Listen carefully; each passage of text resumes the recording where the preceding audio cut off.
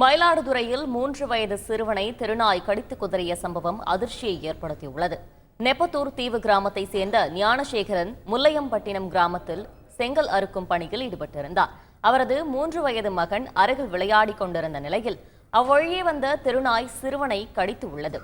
சிறுவன் படுகாயங்களுடன் மருத்துவமனையில் அனுமதிக்கப்பட்டு தீவிர சிகிச்சை அளிக்கப்பட்டு வருகிறது. குழந்தைகளை நாய் கடிச்சிருச்சு. அந்த நாய் வெறிநாய் அதை மாவட்ட நிர்வாகம் அந்த நாயில் தொடர்ந்து இதுமாரி ஒரு கிராமத்துலேயும் கடிச்சிக்கிட்டு இருக்கு.